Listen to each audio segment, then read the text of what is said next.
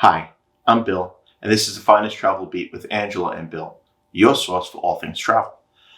Well, last night, Royal Caribbean sent out an email with changes to their vaccination policies. This has been expected for some time, but last night was finally the first one we got that has loosened some vaccination requirements. It doesn't affect everybody. We're going to break it down in this video, talk to you about how it affects you, how it may affect you. We'll touch on a little bit on Norwegian and some general points of knowledge that's really important for you to know. So stick around and we'll explain as best we can in as layman terms as possible, good, accurate, solid information.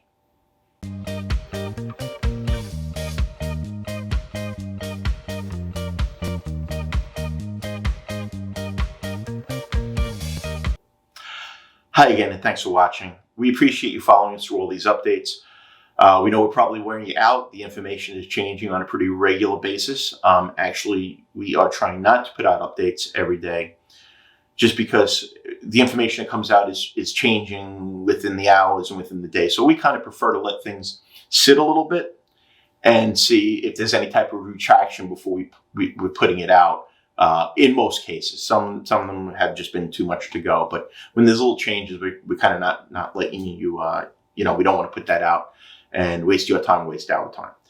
I'm going to be looking down at my computer quite a bit because quite frankly, all these policies are way more than anybody can remember, especially me, a little bit older, a few less brain cells, but I'll go over with you what yesterday's big announcement was.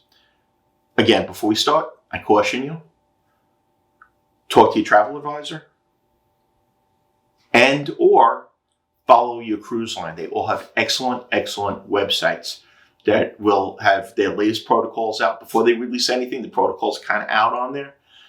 In some cases, you can put right in your booking number and your sailing. It'll tell you exactly what you need at the time. The other thing I'll tell you is have a backup plan. Always have a backup plan, because while the Bahamas might not require testing on day A, well, tomorrow they may change it. So either have appointments scheduled, someplace you can get tests, or what we do is we have these EMED and on-point, we have EMED tests, and then we have the government tests that we use, on-point testing service. We have them with us. In fact, we usually carry them in our suitcase too, in case we get to the port. Our carry-on luggage, we get to the port, for whatever reason, they don't like the test we did. We say, all right, well, I got my phone, I got my test kit, I'm going to do a test. So without further ado, Royal Caribbean yesterday issued some guidance on sailing unvaccinated. Now, Michael Bailey, about 2 weeks ago, said that they were going to be looking to maintain an 80% vaccination on cruises. I don't think that's going to be difficult to maintain just normally. But they did put out some guidance. This is starting with the September 5th departure, so September 5th only. All travelers, regardless of vaccination status, can cruise on the following itineraries as long as they meet any testing requirements to board. Cruises from Los Angeles, cruises from Galveston, Texas, cruises from New Orleans, Louisiana, and cruises from European home ports.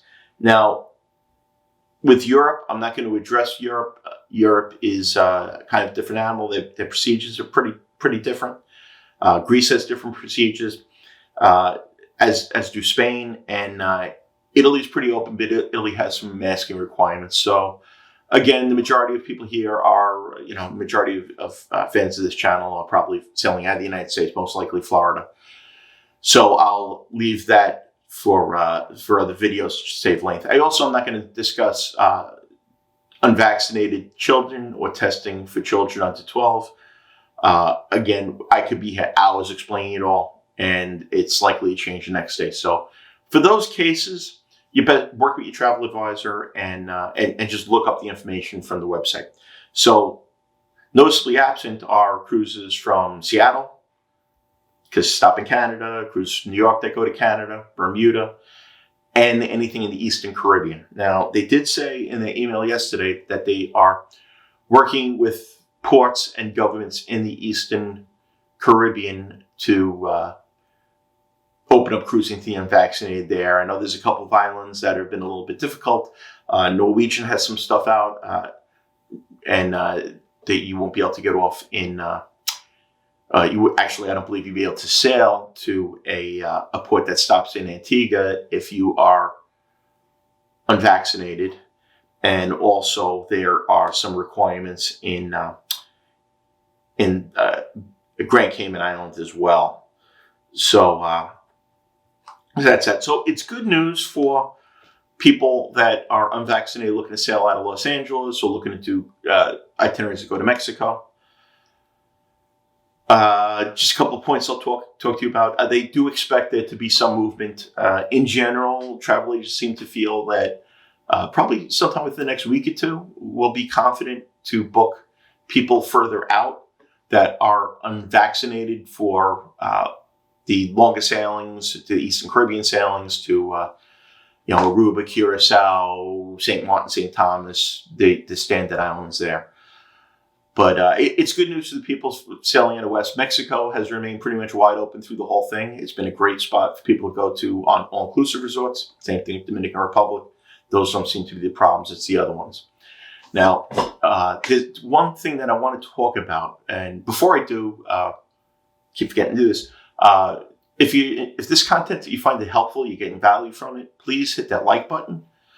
Put any comments you have below. The comments help us out too, because it helps us know which direction to go in, whether you're enjoying the content or not, whether you want to kind of change directions. We're still looking for 100% of a direction which we're going in this channel. Do we want to be more news? Do we want it to be cruise ship reviews? Are you looking for more blog content? Do you want it to be more all-inclusive related or cruise related or Disney Universal related? We do all of them. In fact, Angela and I will be at Disney for 2 weeks beginning Saturday, staying there. We're going to be working from a timeshare there, the Key West Resort and the Old Key West Resort and Saratoga Springs resorts. So we'll be working from there. And if you want to see Disney content, let us know about that too. And definitely hit that subscribe button. Again, we're trying to get on here with good information.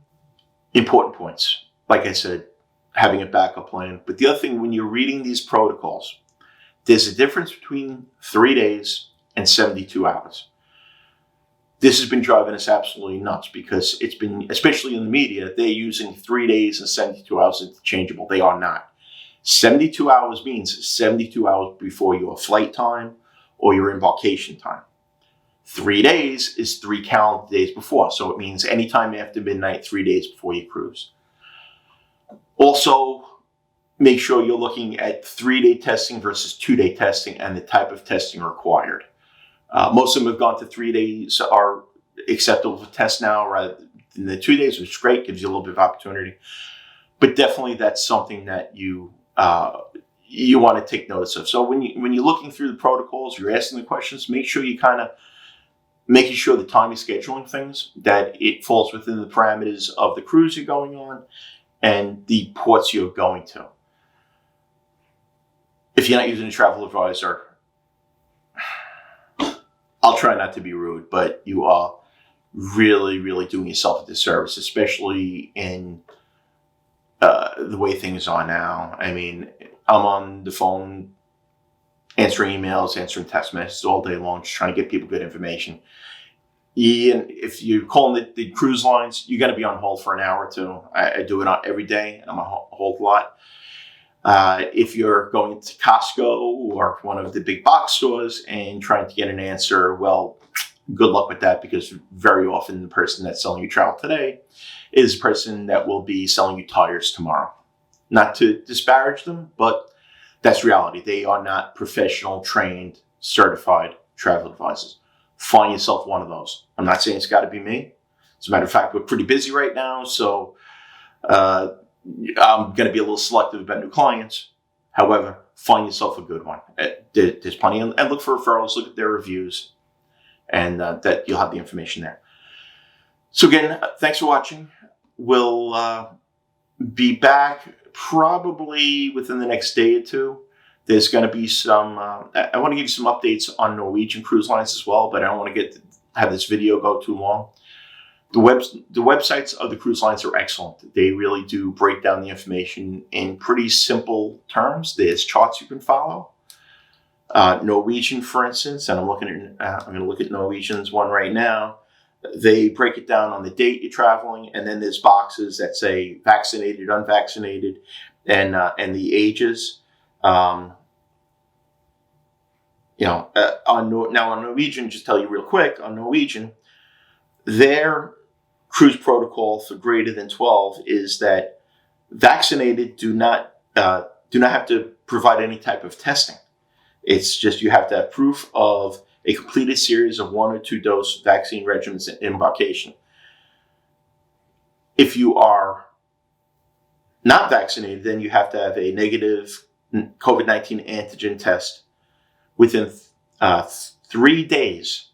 3 days of embarkation, a PCR test within 3 days of embarkation, or a COVID-19 recovery certificate. Now that's another thing. If you have COVID, if you get COVID, if you get diagnosed with COVID, I strongly recommend getting a PCR test, not an antigen test, a PCR test, confirming that you have COVID, going to your doctor and getting a certificate of recovery. Because that certificate of recovery in some cases is kind of like your golden ticket to sail either unvaccinated or not having to test. So again, every cruise line, every port's going to have a little bit different, but that certificate of recovery gives you 90 days, not 3 months, 90 days that you won't have to go and test. So say, for instance, we have a cruise coming up in September. I get COVID. I think I have COVID. I do a home test. Oh crap, I have COVID. Do the isolation, everything like that. What my next step is going to be, I want to go get a PCR test, positive PCR test, and then I want to go to my doctor at some point when I've recovered and say, hey doc, I had COVID. Can I get this certificate of recovery? The doctor will know you're looking for. So again, try not to keep this video too long. I'll go into other cruise lines a little bit. There's news from Virgin. There's news from all of the cruise lines. By the way, this Royal Caribbean stuff also affects their other cruise lines, which is the one that you all know the most is Celebrity. So the Royal Caribbean and Celebrity kind of act very similarly in their policies. Carnival Group, which has 9, they are very different. Princess has different procedures out. There's some interesting Princess procedures. Again, I could go on for an hour at this. We're going to break out the separate videos and maybe possibly do a live stream on it all. So if you have any questions, put them in the comments below. Again, like, subscribe, check with your travel agent, check with the cruise line. I think that's about it. Thanks for watching. We really appreciate it. On behalf of Angela, it means the world to us. And as she would say, come join us. Bye-bye, everybody.